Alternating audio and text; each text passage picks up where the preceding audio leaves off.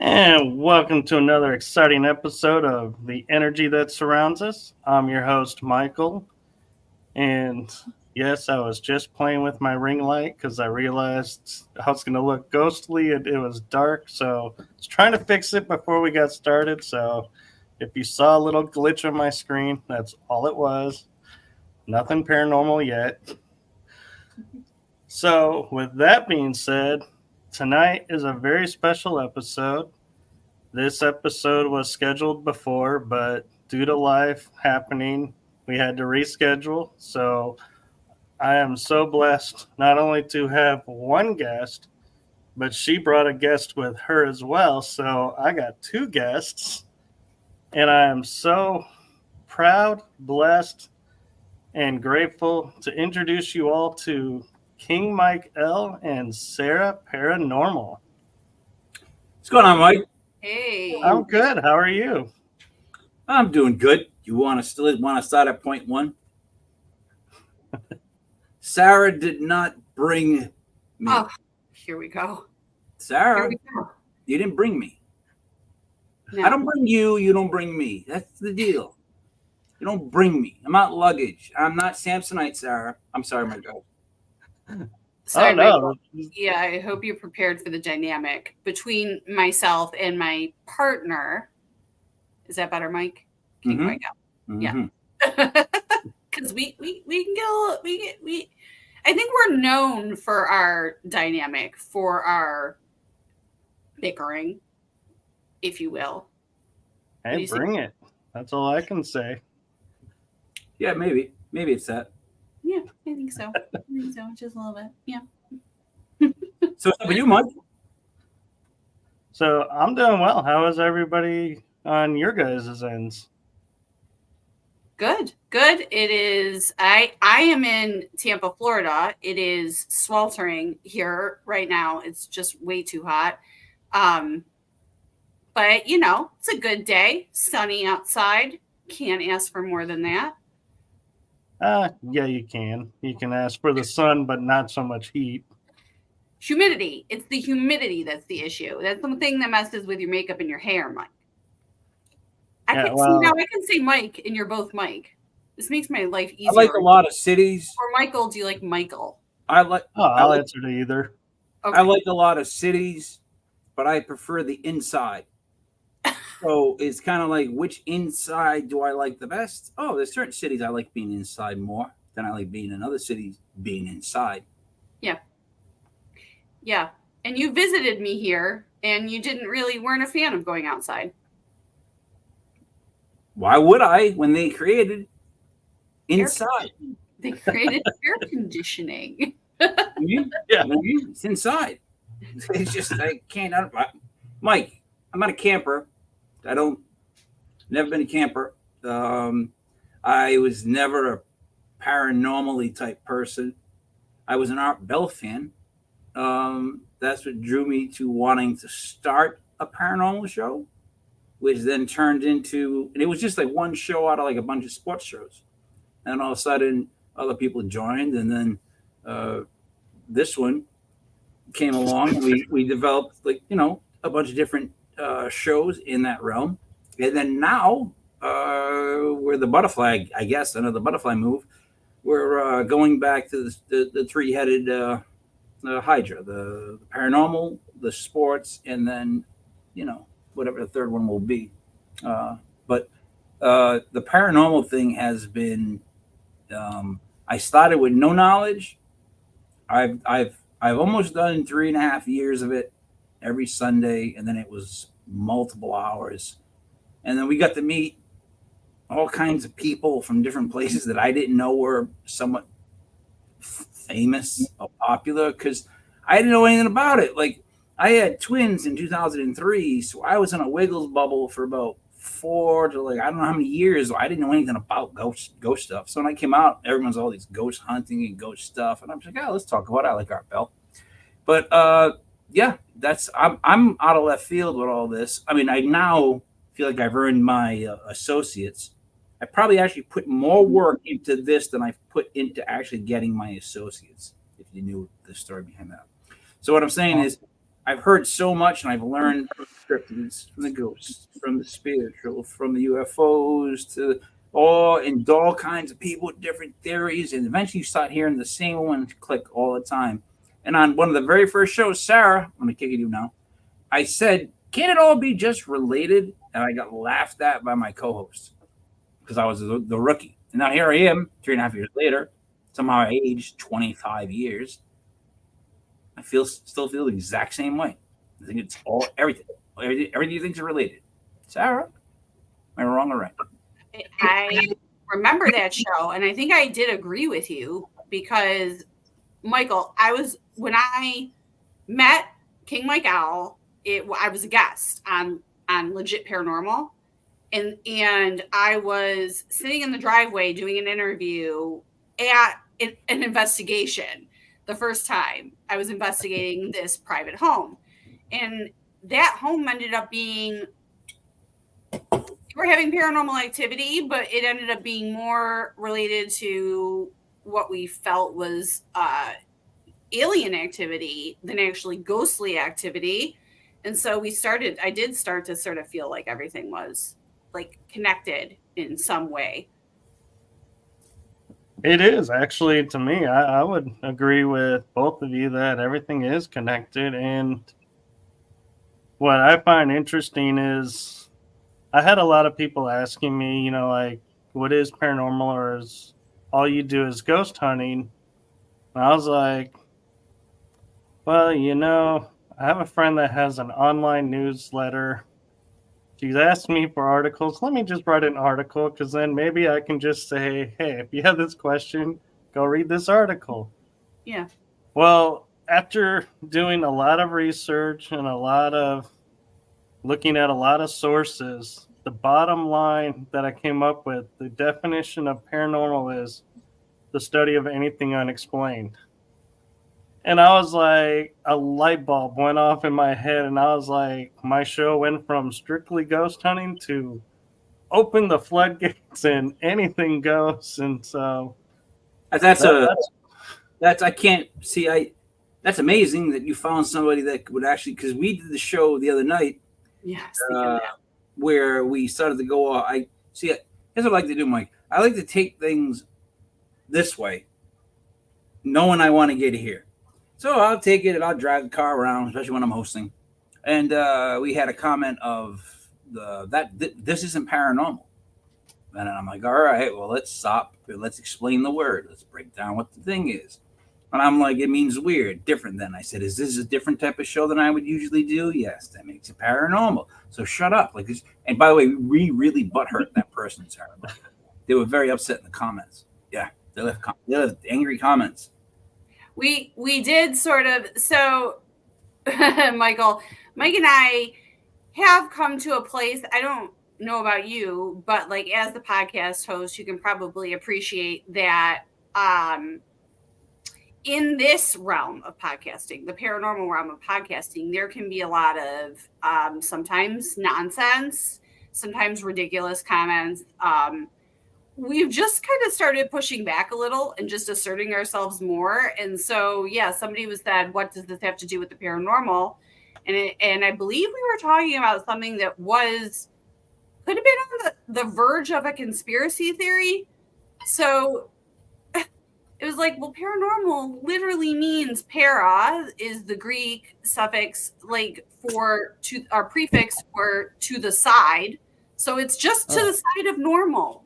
So anything that's unexplained could be considered paranormal. I know that in different circles, there are different definitions. And I don't know. I think we get hooked on definitions way too much. Look, we do. We're not saying everything that happens that's unexplained is paranormal. Like, I gotta pee, but when I get up and go to run to the bathroom, the minute I open the door and I can somehow see the toilet, I have to pee even more. Now, that's unexplained, but it's not paranormal. Sure there's an explanation for that. I'm positive. No, that's supernatural. Yeah. All right, that's my bad. My bad then. Okay. They were going to go to the difference between supernatural and paranormal, which I'm still really not quite sure what that is. I knew there isn't. And I it's knew just I a had different word. I knew I had that van spray painting guy spray paint my wall for a reason. I mean, this is a great job. Did he not do a great job? Look at this. Look at this. Yeah, you have a mural of Michael up there. $3,000. It cost me $3,000. Yes, but it was money well spent. Just for tonight, you spent $3,000. Mike, I don't want to creep you out, but I was gonna. Never mind. Don't leave me. Look, don't lob it over the net again. Like don't say money well spent. Not yet, Mike. But we'll get there. You know what I mean? Like just let it. It's all right. Don't leave jokes like that. Right? Don't let Mike talk too much. Don't let King Michael talk too much. All right. Is the lesson of this story. All right. Then. He'll run away with it. He will run away with it. Oh, I've been known to do that. I'll start on one topic, and by the end of the show, we've covered like 5 or 6 other topics. Mike, what are you sick of hearing about? So I talk about on here stuff like paranormal investigations, teams, experiences, equipment, locations, portals, stargates, aliens. All right. Dimensions. Orbs. We've gone to orbs. All right. Let me ask you this. Somebody says they see an orb, right? Okay. They take a photo of it, right? Right. Now, that photo will be debated no matter what it looks like, no matter who took it, no matter if there were police holding their badges with a newspaper that showed the date, will still be debated either way. And then at the end of the day, you know what it is, Mike? It's an orb. It's a white ball of light. And we're all like, if I saw a white ball of light, and this is God's honest truth, I wouldn't tell you. I would just go back in the house. I got too many problems in my real life to where a white orb would be something that I'd be like, oh no, look, I caught it. I caught it in the yard. And everyone's like, that's dust. Oh, that's this. There's been a million different ways to say it. But yeah, orbs. There's certain things, man, I'll be honest, straight up honest. Still don't get. 3 years later, I'm just like, it's not like I don't believe in them or I don't. It's just I'm being honest when I say it's that, who cares? Like, what? No, I'm being honest. Like, what is it? What is it? It's just a glowing ball of light. What is it doing? Is it giving you powers? Is it making you happy? Is it changing your mood? Is it doing anything at all? Because if it's not doing anything, dust. What? It's probably dust. Well, all right, then. Michael, do you know who Kenny Biddle is? Not offhand. He's like he writes for the Skeptical Inquirer. So I started in parapsychology. That's kind of where I sort of land from. So it is a little bit more on the skeptical side, or at least trying to use the scientific method to rule out reasonable explanations a lot first. And this guy, Kenny Biddle, I have pictures on my computer. There's like 50 different types of thread, dust, bugs that can explain orbs in photographs. You would be hard pressed to get me to believe in an orb in a photograph. Now, if someone sees one with their eyes, which I've seen small orbs or like fairy lights with my eyes, it's totally different. But infrared cameras that we have these days, I don't really buy into the orb. And now that we answered the question before you asked it, Mike, what do you think about orbs? You know, to me, I feel like some spirits can appear as orbs, and how I view the difference is if it's moving, like say at a diagonal and then changes course and goes straight up and then turns and starts going down and then turns again.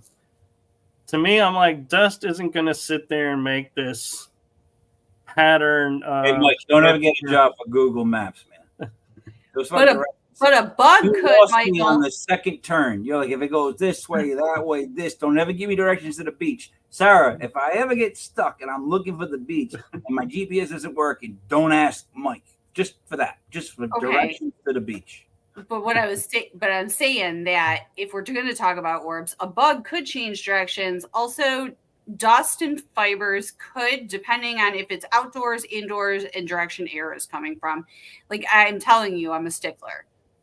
Oh, I know. And I hold true to the adage of, in the end, to me, if I feel it's an orb, it's an orb. If you feel it's not, it's not. I'm not in it to prove one way or the other. And I leave it to the individual to use their discernment and say, yeah, I feel like this is this. Then I'm like, great, go with it. And if you feel like, nope, then I'm like, cool, go with that. Well, But I don't get in the argument of trying to prove one way or the other, because in the end, there is no way to prove, because it's not like there's a science where we go and get a degree and take all these courses to study the difference between, because we don't know yet and we're still learning it. That's my take. Sarah, Are you interviewing now? I'm just kicking it to you. I'm letting you speak. So Yuki, you stolen Michael's show, and you've I just have not. I'm letting he talked, and then I just said I just didn't want to answer him back. You talk. I just said you. well. I mean, I have actually taken a lot of courses, and I suppose you can find people that are experts in photography, and I've worked with them to sort of be able to tell the conditions and if it's most likely what it most likely is. And there's even software that can expand it and break it down to whether it is a bug or a fiber.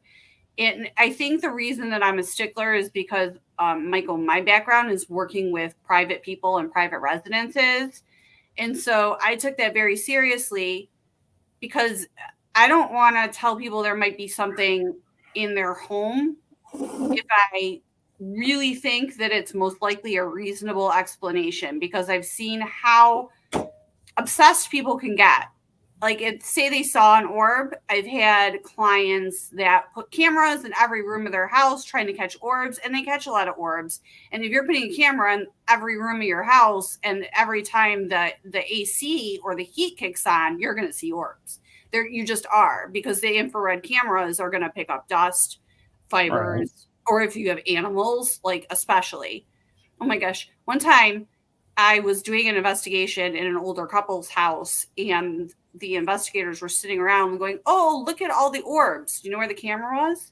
Camera was right above a bird cage. Every time the bird flapped its wings, a million orbs showed up, and everybody was amazed. They were changing directions because there was a fan going. And so when the fan would move, everything else would move. And I was the only one that was like, So, oh my God. What you just said. So, yeah, this would be my impersonation of me day one on that job. You know the part you said where you're watching the thing and you're going, is that a bug or dust? Right? Yeah. All right. The minute if someone goes, is that a bug or dust? I go, is that what we're doing? I'm going on break. And I walk right out the door, right to my car. Because I can't, not like, look, I have a hard time when people return to places to investigate, to look for similar things that they saw someone else experience. Haven't figured that part out yet. I always picture this as one of those things where, man, you want to go experience you. The greatest stories I've ever been told doing the show is from people's experiences, where they start to tell me stuff, and there's that part that hits you and you go, oh shit, they're telling the truth. And it's weird, but you believe it. Or they see you in person, they come up to you and they tell you a story, and you can believe it. But we've talked about this, and private residences and historical locations are two very different types of investigations. I mean, Oh yeah. Michael, do you do private residences? I've done a few in the past, and to be honest, I did not touch the orbs.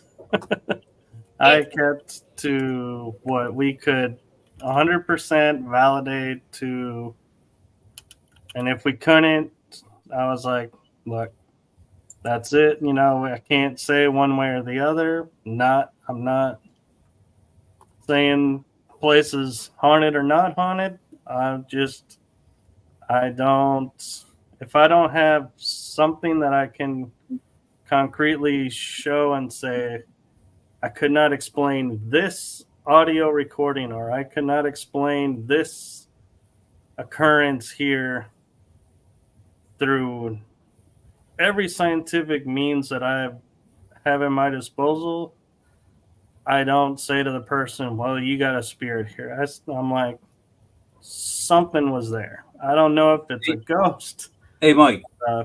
matrix scene, or what. Hey, Mike, you have been to a medium, Mike? I have. Okay. Do you believe mediums, Mike? I do. Some. Do you I believe know. they see spirits come forward? I believe some do, yeah. Do you believe when they say that there's spirits all around us all the time? Oh, yeah. You do? I've felt presences around me all the time. So, Mike. me, yes. But it also depends on who is telling me. If it's someone that's just was like, on like Facebook that says, hey, I was reading your energy and I got this message for you. Yeah, I don't give those people time of day. I'm sorry. My question is this: let's just bring it back around. You believe when they say that there's spirits all around us and that everyone has where they are, there's pretty much spirits and all around your house, my house, whatever, right? Kind of believe in that. I believe it's possible for some, yeah. What's a haunted house? A haunted house? Yeah. What's the difference? I would say, to me, the difference is the spirits are of different generations and are not necessarily getting along with the people there. Wouldn't all, just because in order to die, you have to be older. So wouldn't all spirits be of different generations? Well, that's true, but what I'm meaning is if I'm in a home and someone says, "Oh, the towel slid on the stove." I'm like, I'm not going to say your house is haunted. I'm going to say you may have a spirit of a family member coming and saying hello, just letting you know they're here. But now if you have in your home something that, say, slams a door or picks up a glass and slides it and drops it off the counter, that's not necessarily a loved one saying hello. So angry spirits. Well, not necessarily angry. It's just they're doing something that, to me, their energy is not coming off as agitated? The loving family. No, they're just changing he's just saying they're changing the reality. They're changing the normalcy of what goes on in that house, somehow disrupting it. And they might not be angry. We talked about this before, where spirits they can just be trying to say hi and they can overshoot and slam a door. You know what I mean? The one thing that we have that's a commodity is energy, right? That's what good is for, and that's what the bad feeds off. It's all energy, right? Yeah, is it for energy, right? So for a spirit to cross over, whether it's crossing parallel planes or however you guys want to look at this, I got my own theory, but it always seems like it takes a lot of energy for it to do anything, for it to say a word, to move a glass, like, you know what I mean? Like a newspaper falls off a table and people go running out like they just saw like Vince Carter dunk a basketball. Like it's just like but that's energy. So I think it takes an extreme amount of energy when you get such an extreme reaction, like a glass being smashed. And I would only think that glass being smashed is built up energy of rage or love. I can't think of one emotion that's going to build up any kind of energy that gives you enough energy to take the glass and make it move and smash, or get to actually say a word and cross the plane of it. So I always ask you, what's a haunted house? It's got to be. Are you saying so? It's an angry ghost. It can't be happy. It's smashing a glass. That's a lot of energy, I would think. At least that's how I see it. All right. I'd be careful. I don't like to say angry, because somebody who was alive and never had a pleasant disposition to themselves, they weren't angry. They just didn't like people being around. All right, but everybody is angry. They're not going to want people around still. It doesn't make them angry. Grumpy. We agree on grumpy. And I feel like, and I don't like to say angry as well, because I feel like a lot of people go too quickly from angry to demonic. And I'm like, no, I get so upset when people will say, "Oh, so and so told me there's a demon in my house." Why? Well, because this happened. I was like, well, I'll go over, and I'm like, there's no demon here. I don't sense any demon. I sense something in a bad mood, but Let not. me ask you, I'm sorry, Mike. I'm sorry. I'm sorry. So what is it about the whole demon thing that bothers you? Because I've learned this too. If I bring up the word demon to describe something of ill intent, people will take it and make it religious in a heartbeat. And for some reason, that they just can't get past the word of a demon. Is it that you don't believe in evil, or are you saying that you don't believe in the old school version of a demon with the horns and the pitchfork and the No, I feel like anytime somebody comes across something that they feel like isn't being nice to them, they'll label it demonic. And It's overused. it's not demonic. So, and I feel like when people overuse, like Sarah said, overuse it, it kind of puts in people's minds, oh my God, I got to go get an exorcist for my house to make it livable. And that's probably not even remotely close, but you have now petrified the people that are there for no reason. yeah, but at the end of the day, if it somehow makes the person who ordered that, and I don't know how you order it. I don't know if you call like the church itself and they have like a checkout thing like Amazon where you order someone to come and bless your house or anything like that. But the church might have it, church.com. Check it out. No, So you have to belong to a church to get. My you bad. have to belong. You have to be a member. You have to be a congregant of a church, or they won't come. So people will be convinced they have demons, and then have no way to get a priest, because a priest isn't going to just come to your house if you're not Catholic and going to church. I thought it was strictly a website thing. My bad. No, but I would let them have them. In other words, you can have anybody come out to your house you want, if it makes you feel better, as long as they're not taking extremes amount of money from you. That's where the paranormal gets weird. It's when it's like, oh, the person came out and now I feel better. Well, how much did it cost? Well, can I give an example real quick? Go ahead, sir.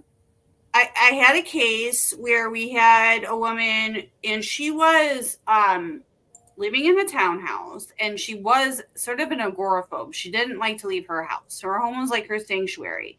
And she felt like she needed a priest. She felt she had a demon in her walls. We wouldn't tell her she had a demon. In fact, we tried to, we couldn't find anything paranormal in nature at all upon investigation, but tried to help her find a priest because, like you said, if it was going to make her feel better or calm her down.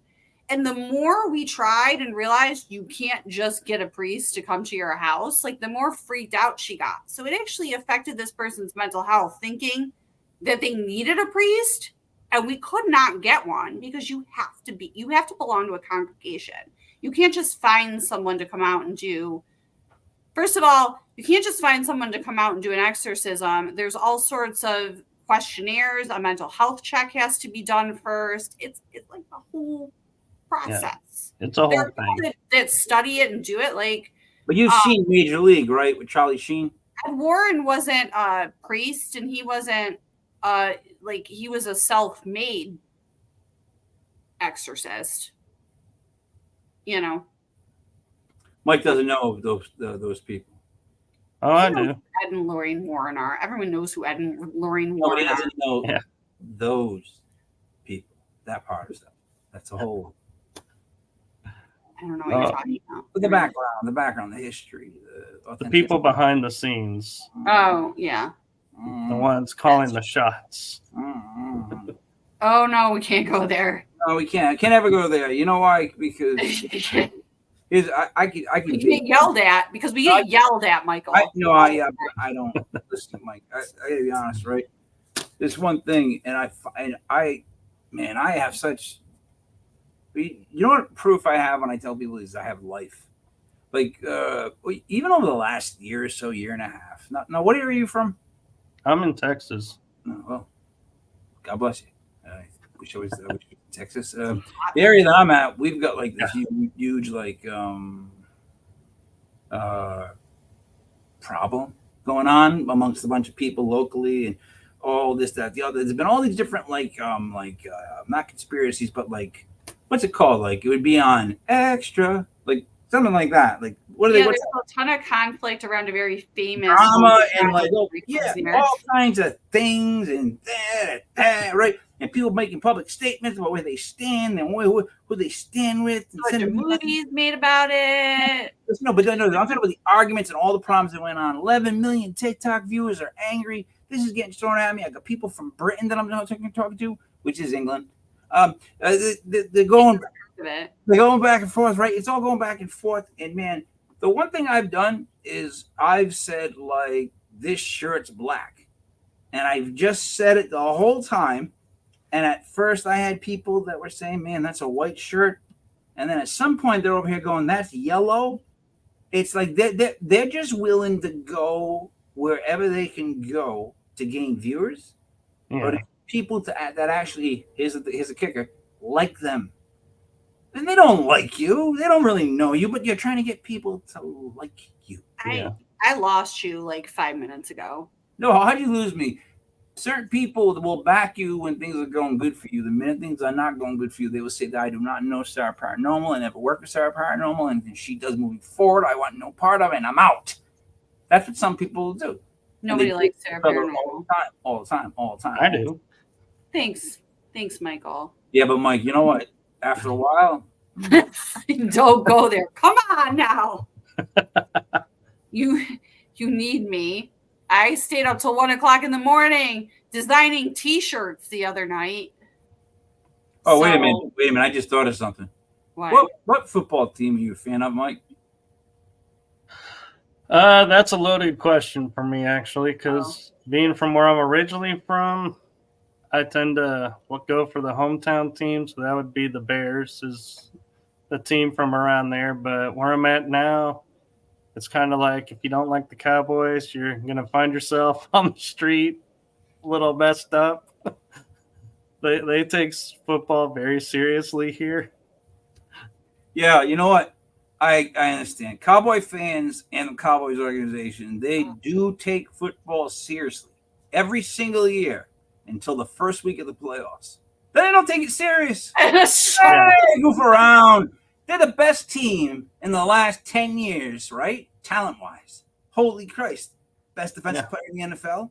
They were the self-proclaimed America's team. You've won through. Look at all the stars they've turned through, and what they won. Romo can't catch a snap. Dak can't win a forever. Game. You know what? Just keep going. It's like there's a battery. I'll stop. No, I get it. And yeah, I mean, there are some people who I have noticed in the paranormal field is, like, I had a video where I showed a window was broken and a upper cabinet door was opening and closing, but no other cabinet doors were opening and closing and were open enough to where the wind could get in there, but only one would move. And I had half the people telling me, wow, that's a really cool video. Another half saying, yeah, you faked that, you know, because the wind is doing this and that. I was like, but explain to me why the wind's not affecting anything else. And they're like, well, that's just because that's the way the wind moves. I'm like, that is the weakest argument I've ever heard. Have you ever had yourself, have you ever been in a position where people judged you openly, though? Like, have you ever had a job where you like, their immediate reaction was like right in your face? Like you had a backlash? What have you done that's been the biggest backlash? Like, what's the worst? Like you don't have to tell me about the backlash, but as far as like job wise, even podcast wise, like what's? I just stepped back and said, you know, you're welcome to your opinion. I'm welcome to my opinion. We're not going to see eye to eye, so that's it. Was you never in front of the person, or was it always across a keyboard? Sometimes, once I was in front of someone and I just said, you know, I'm just going to walk away. because you have already made up your mind. There's nothing I can say that's going to change your mind. So I don't see the point in me trying. And they're like, so you don't believe? I'm like, no, I didn't say that. I just said you don't, and nothing I do is going to change your mind. So I'm not going to put the energy into doing it. And turned and walked away. And a lot of people were like, oh, so he doesn't believe. And the people that were my friends that I was there with all were like, do you realize how stupid you look, sir? And turned and walked away and walked out with me.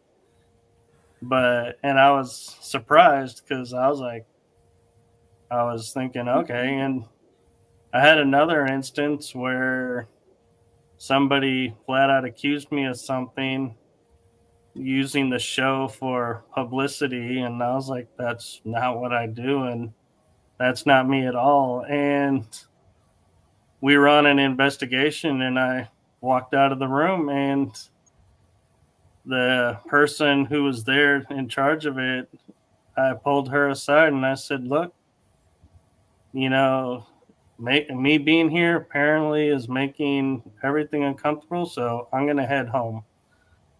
I'm, thanks for the opportunity.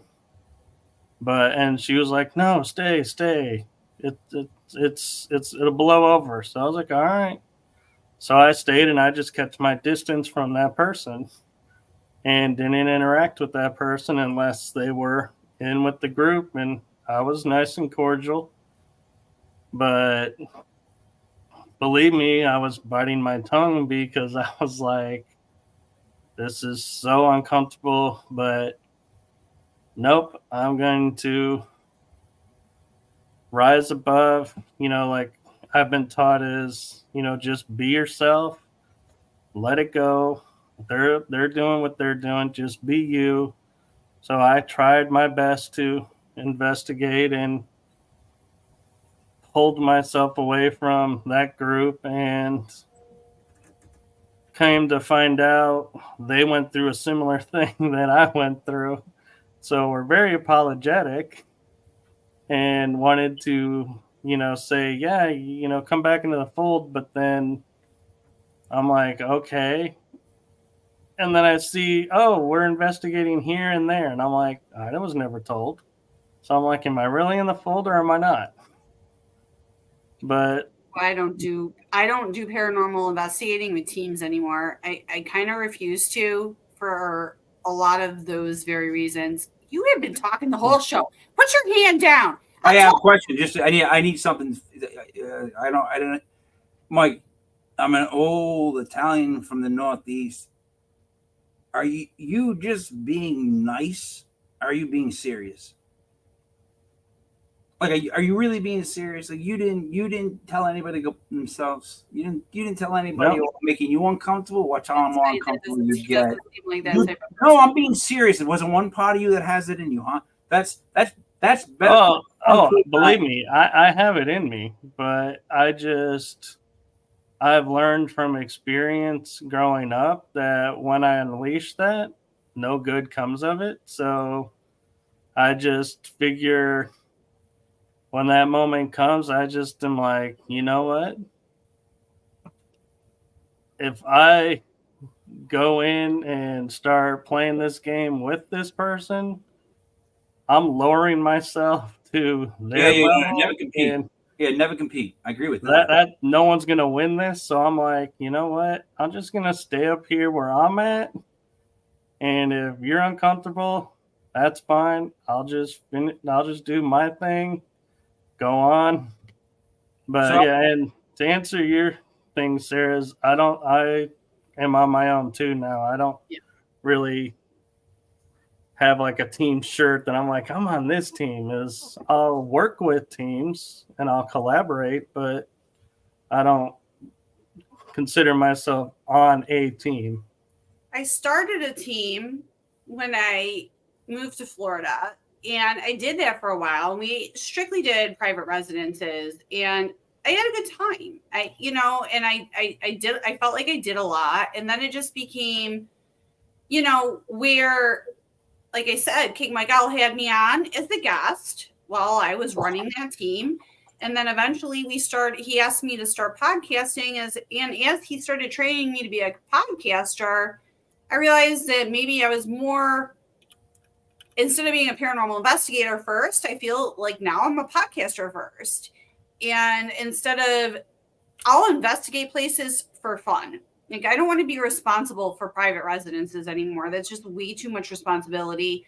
And I think I'll do it for fun. But we decided, and correct me if I'm not saying this correctly, King Miguel, but we decided to split the rabbit head into the rabbit logo into 3 different rabbit heads. And we have the paranormal, we have sports, and we have sort of life, like just life. So social issues, spiritual issues, because now I'm focusing more on, I want to focus more on my own abilities, what I can do, my spirituality. I want to try remote viewing. I want to learn Reiki. Like, there's so many things that I want to do within this field that I want to learn outside of investigating. So we're trying to taking a little break from being so concentrated on the paranormal, because there are parts of this field that are that have so much more to do with consciousness than they do with just ghosts. And I really want to focus on our consciousness, as human beings, and the energy, that's right. The energy that's all around us, the energy that we provide to this planet. So that's why we're kind of going in that direction. Did I say that correctly, King Miguel? King Miguel? Yeah, that's my name. It was correct. But do you see what I deal with? So, Sarah, I kind of have 3 hats as well. I have my hat that I wear for the energy that surrounds us, which is the paranormal and fringe paranormal. Yeah. Then I have a series called Riding Through the Unknown, which is disclosure, esoteric knowledge, where I push the envelope and kind of get into conspiracy theories and topics, which I enjoy. And then I have Paranormal Versus, which is where I'm with 2 other hosts from the UK, and we talk about paranormal topics or whatever topic is on our mind. Like, we've done flat earth to equipment and why this equipment fails, and we should design equipment to do this. And somebody was like, yeah, I can do that. Let me start tinkering with that when we're done. And so it's like, yeah, and we're just wherever our thoughts go, like UFOs, are they ours? Are they theirs? Who's, behind this? Mike, are the bases here, there? Mike, what's scarier, if the UFOs were something completely non-human, or if they were something created by another country that we don't know of, or even our own country? Well, to me, that the fact that if our country has UFOs and is perpetrating this abduction and all of this, then to me that's scarier than somebody outside of the earth doing that, because these are the people who are supposed to be protecting you from that, right, doing that. And so it's like, well, if the people protecting me are doing it, then who is protecting us? Mike, you believe in the moon landing, right? Yeah. All right. You've seen the footage, correct? Oh, I believe we've been to the moon, whether or not the Neil Armstrong incident, was filmed in Vegas, near Vegas. But we can't get to the moon anymore, right? As far as getting people there, because we can't get through the some bells, whatever it's called. There's a ring of garbage around the earth that we can't get through. It's not only can we not break through this, but Elon Musk it takes 5 fuel dumps to get to the moon. Well, actually, they have to build a space station in the middle because the amount of fuel it takes.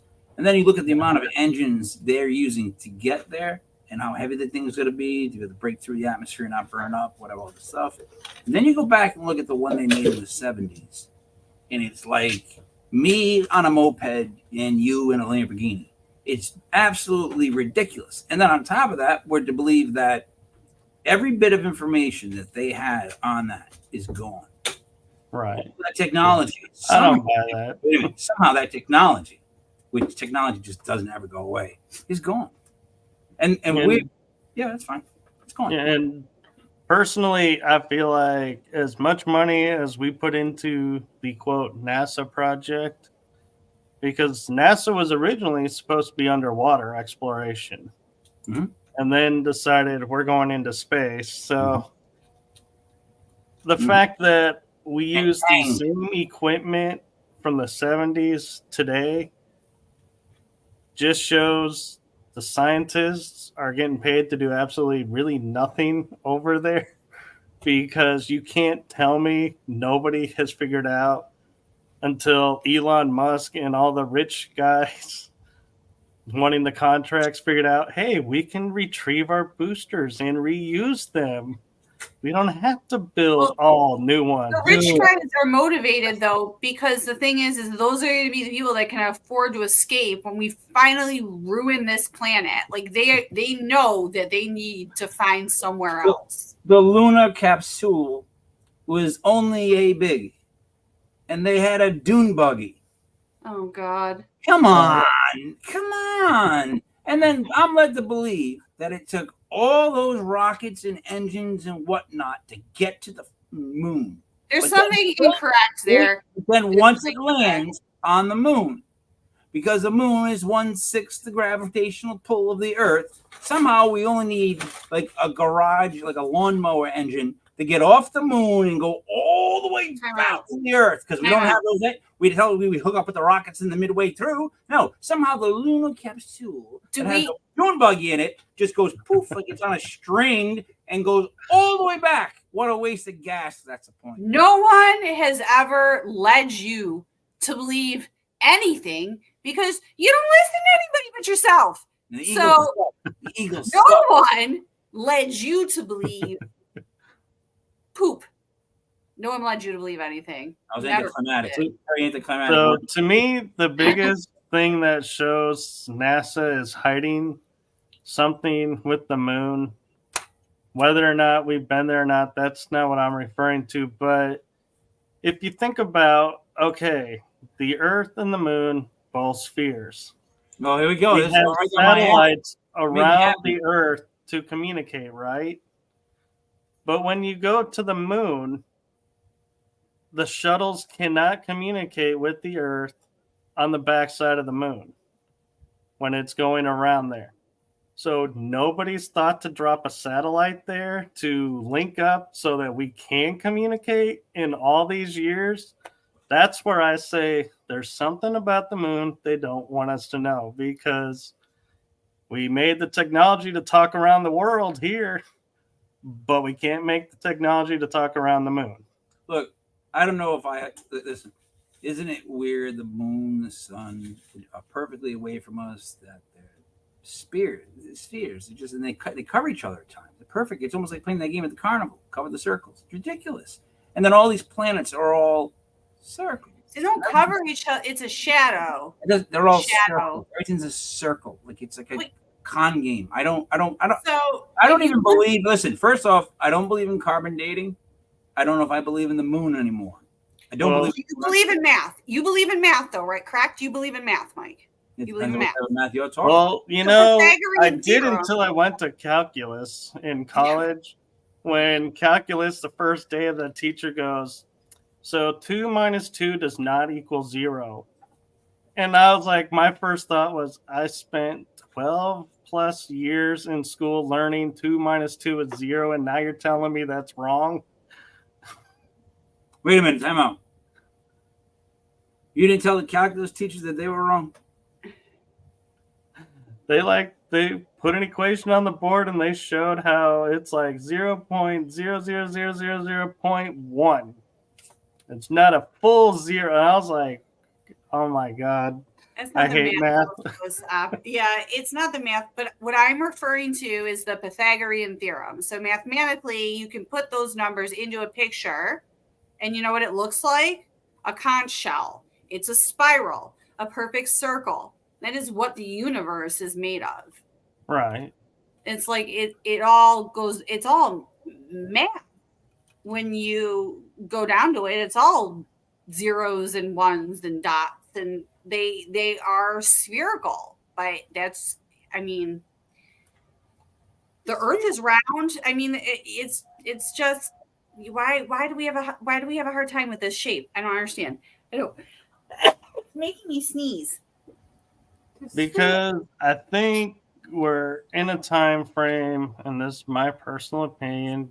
Don't everybody jump me at once for it, but we're in a time period where we're being taught to think critically is the wrong way to think. We're supposed to just memorize and spit back out what we memorized.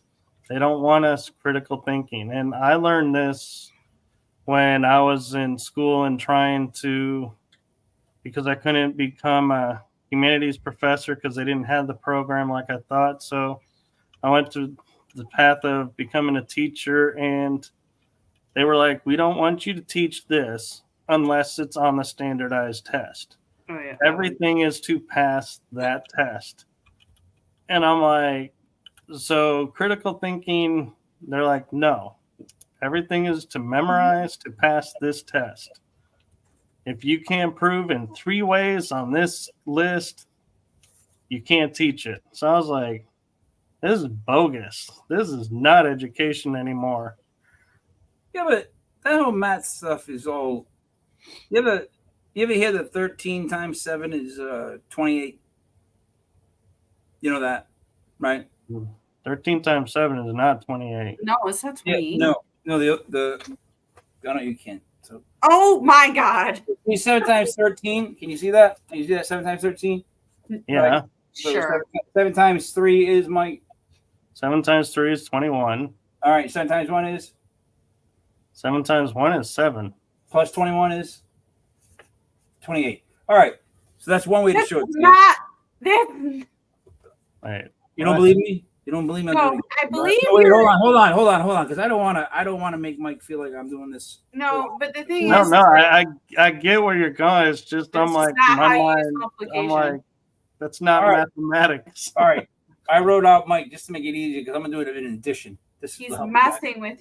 I have 7 13s, Mike. I have Don't 7 fall for it. 13s. Just It's count along mad. with me. Just He's count messing along with with 7 13s. Here we go. Ready? Yeah. 3, 6, 9, 9, 12, 12, 15, 18, 18, 21, Why?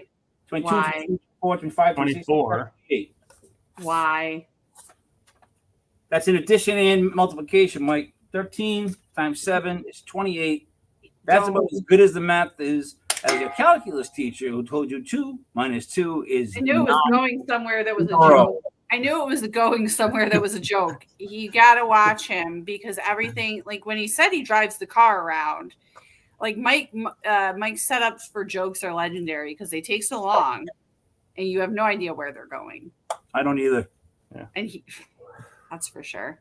I feel like this is like one of those moments where I'm so bored at night and I can't sleep that I'm watching one of those TikTok videos where he's like, answer this question. And I'm watching the whole video to get where the answer comes from. And they never give it. I'm like, What?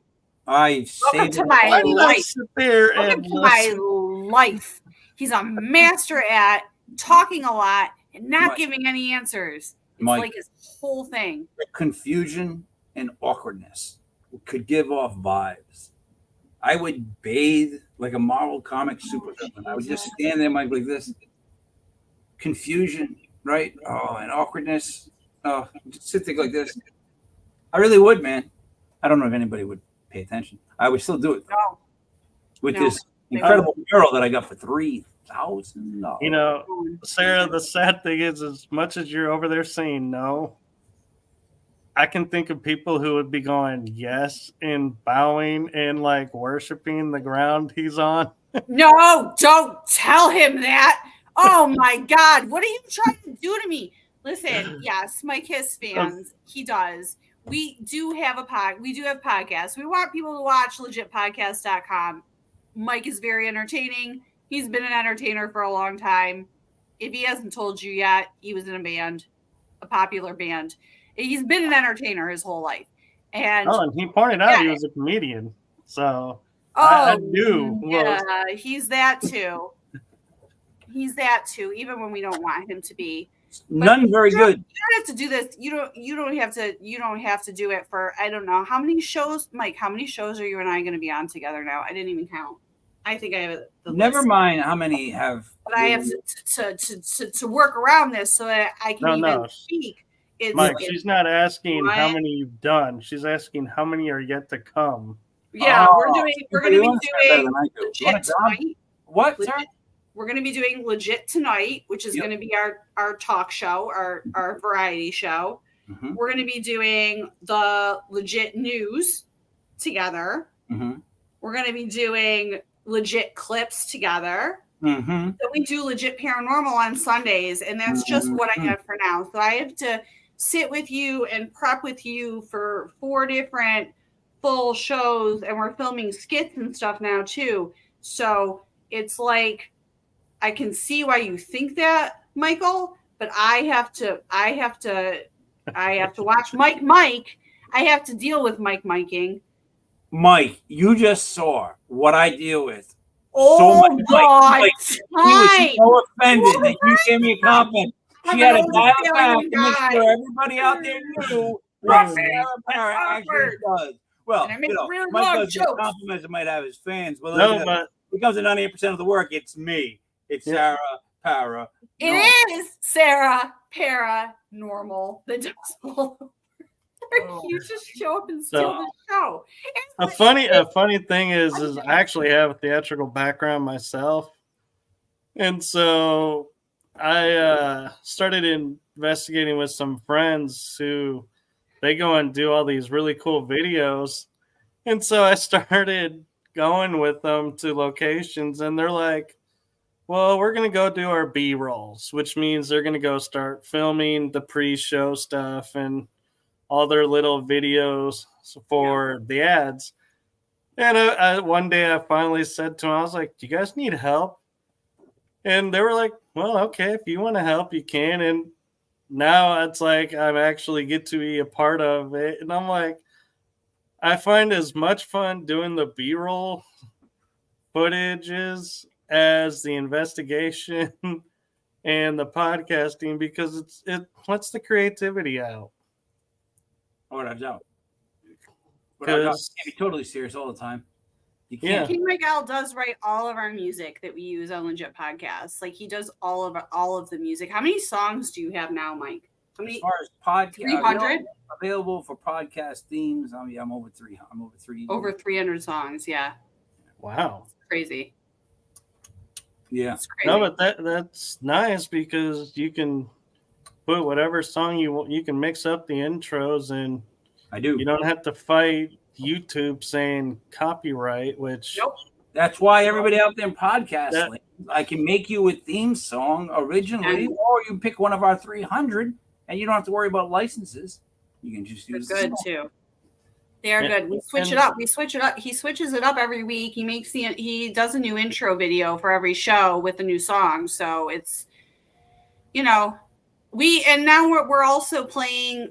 We've started the Legit Vault. So on nights where we don't have a 9:00 show or a 9:05 show p.m. Eastern, we're putting up a classic episode. We had a lot of replays on our last Vault episode. So we're trying all sorts of different things. And yes, we're going to be offering services. I don't know if it's going to be via Patreon or whatever, where Mike's going to do podcast coaching, be able to make original songs for people for the intros, videos. I can help do social media things. It's going to be, we're on a whole journey to make Legit like not just the shows, but multifaceted. I've been designing t-shirts. I know Mike's been designing some t-shirts. I would like to have a clothing line. We're doing all sorts of stuff. No, that's really cool. And the one thing I will say about YouTube, though, that is super annoying is I have submitted 5 times. I have the license for the song that's in the intro. And every week they will say, we're dinging you. We're not, like copyright infringing you, but we are saying you are using this without permission. And I was like, yes, I do have permission. I've told you 5 times already. And everyone I talk to in the podcast world says, you just got every episode, send it to them, they'll remove it, then you can be monetized and everything's fine. I'm like, why do I have to every episode tell them the exact same thing? As a company, you cannot tell me there's somebody that's not sitting behind the desk that can go, oh, here's the license for this. We don't have to ding this one. It's all done with AI. They do it with AI because I've been fighting Meta forever because we can't run ads on our Legit podcast page on Facebook or Instagram. They won't let us run ads. They say there's suspicious activity all the time, and it's just me posting stuff. Oh yeah, we can't run ads, and it's not fair because everyone else can run ads and we can't. Why is your hand up? I have. Mike, did you say that we annoy you? No. I think you said, you know why you guys annoy me? And then you went into the whole thing about how you don't make your own songs. Don't buy into his stuff. And I'm thinking, I didn't say anything about anybody being annoying. Oh my God. What I was saying is YouTube is annoying. Oh, I thought you said you too. Oh, my bad. He's kidding. But I will say, Sarah, the one thing I find most humorous is one day I had a 24-hour partial lock on my Facebook page because I had posted too many ads and they were like, it looks like you're fishing for likes. I'm like, well, yeah. That's the whole point of Facebook. Yeah. I was like, that's the whole point of promoting is to get someone to like it and watch it. So, yeah.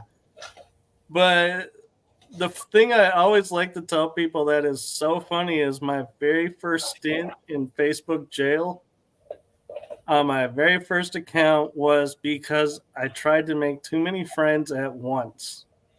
And I was like, networking is what Facebook is. So I got punished for using Facebook for what it was designed for. That's why we can't run ads, and they still haven't removed it to this day. And I keep reporting it and try and find a number to contact somebody on Facebook. You can't now. They removed the phone numbers. All AI, all done by AI. AI is reading all of our complaints. AI is doing all of this. And so I've had stuff flagged for being too some of our Sha Wooten show, Exploring the Paranormal Perspective, which is Sundays at 4:05 p.m. Eastern, got flagged for sexual content a few times, and there's nothing sexual in the show at all. It's talking about ghosts. There's nothing in there, and I don't know how to fight Meta anymore. Yeah. And what's even funnier is one day I got notified that one of my shows was under suspicion of something. And I was like, what show is this? Oh. And it was a show that has never been on my new profile. It was from my old profile. And I'm like, so Facebook is alerting me to something from another profile, but they're leaving my profile alone. Got fingers crossed, that they don't really truly figure this out. But it's like, you're dinging me for something 2.5 years ago that's not attached to this profile. Why are you even alerting me? You shut down the profile that's attached to. So why are you alerting me now? Mike, I got in trouble because I said it's better to ship dead babies in quantity in cardboard boxes because it saves money. And everyone said, no, you got to ship them all in plastic. And oh my God, they threw a bunch. Just the fact they want to use paper over plastic. You can't please anybody, if you want my honest opinion. Actually, I kind of think it was not the paper or plastic issue that they were complaining about. Yeah, I don't follow. I thought it was kicking a baby. I thought it was punting them. It's hard to punt the baby. I figured out, I figured out the best way to punt the puppy or baby placement wise, like where you would want to hold like a puppy to punt it. There's different type of hold you want to put on the puppy because there's a different weight distribution when it drops and you kick it. As opposed to the baby's all head. So don't ask me how this has put my mind on something, Sarah, but it did. God. Are you the type of paranormal investigator when you go on location and there's a room full of dolls? Do you go in or do you walk away? I'm not afraid of anything if I get it says nothing creeps me out, nothing scares me about the paranormal. Like if I found it scary, I probably wouldn't be doing this. I find it interesting. I believe dolls can be haunted, yes, but I don't think dolls are creepy. I don't think clowns are creepy. I would love to lay inside of a coffin and do a spirit box session or lay on a morgue slab. I love it all. So I laid in a sarcophagus. That's pretty cool. Yeah. How do I get a sarcophagus? I was in Egypt in the King's Pyramid. Ooh. Dude, I wasn't aware that this is going to be on the test. Like, you just can't use words and go on using them as we both know them, and I'm just not in the word club. It's what the Egyptians were buried in. Their Not an esophagus. You're saying an esophagus. Not The sarcophagus, yeah. He said esophagus because he's being Mike. I'm confused. But the amazing thing about it, though, Sarah, was we walked up these stairs where half the time you're on your hands and knees at an angle. And then we got to a hole to enter the King's Chamber. It's where you literally were like using your toes to push you forward. There's like barely enough room to stand. You couldn't get on your knees. You like literally had to drag yourself across the ground. And to the right, when you enter the King's Chamber, is this massively large, solid, black obsidian sarcophagus with no lid. And it's like, how did this fit through that? So it's like, it really goes where people say they built up. It's like, no, they had to build down because that is at the top. And you can't tell me they hauled something really large, fit it through a small opening, and was like, cool, we're done. But I think that didn't the Egyptians invent the lever and pulley system? I'm pretty sure they did. I remember this somewhere from a history class. But what you're missing the point of, Sarah, is like the opening was like this big. You literally had to crawl on your chest to get through with your back rubbing the top. I feel like I just switched the channel, guys. Yeah, the sarcophagus is like 10 times bigger than the opening. You can't go till it's over. We're talking about crawlings and openings, and, But the funny thing about it is, paranormal. When we were laying in there, my friend tapped a tuning fork, and so everybody kind of had their own experiences. We went to the Queen's Chamber next. Uh-oh. And I have no memories of the Queen's Chamber. I could not tell you a single ounce of anything about it. But I can describe the King's Chamber. So the pitchfork erased your brain. So to me, I was like, something paranormal happened because I am missing information. Did you drink? Was there alcohol involved? I've interviewed friends and they're like, you went in the Queen's Chamber with us. I'm like, and I go, really? Like, don't you remember? I'm like, no. As far as I know, it was King's Chamber and out the door. Maybe you went back in time or forward in time, depending on your perspective of up or down. But yeah, so I mean that's where I'm like, I like the paranormal is because so many things are unexplainable and it makes you think, and then you realize how many things in my life have I written off that actually qualify as paranormal events. Yeah. No, not just paranormal though. And so I like to tell people when I get somebody who's like, well, how do I know if I had a paranormal experience? I'll go, here's a simple test. Have you ever gone into a room and felt something around you? And they go, yeah, that's a paranormal experience. And they're like, really? Well, that doesn't seem so scary. I'm like, yeah, it normally isn't. All this screaming and yelling you see on TV is TV. But if the question was, well, have you ever been anal probed? That's been wiped from my memory, so I could not answer that. Hey, Mike, that was the Queen's Chambers. It was like, oh my God. Men in Black probe. memory device is quite helpful for that. Sorry, Mike. Can't. I had that. I looked at the blinking light and that memory was erased. Boy, doesn't Will Smith wish he has that in real life? Oh, I know. He'd go on. Can I talk in front of the Actually, there's quite a few people who kind of wish they had that device right now. I could go, hey, look, everything you thought you knew about me, nope. Get a full redo. I would just want to do that to random people, make them forget everything about themselves. I'd want to do it to myself and forget random people. No, I won't want to do that. No, I actually had somebody ask me if you could go back in time and change all the bad you had growing up, would you do it? And I looked at them and I said, no. And they had this shocked look on their face and they said, why? I said, because then I would not be who I am today. Yeah. I would be someone completely different. That made me who I am. So if I go back and erase it or alter it, I don't know what I'm going to look like then on the other side of that. So I kind of grown accustomed to who I am now. So I'm like, I'm going to stick with it. You ever see Always Sunny in Philadelphia?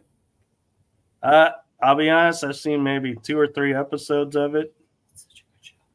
DeVito's character, he just goes, he's like, I'm like 60 now. I get so much left in my life.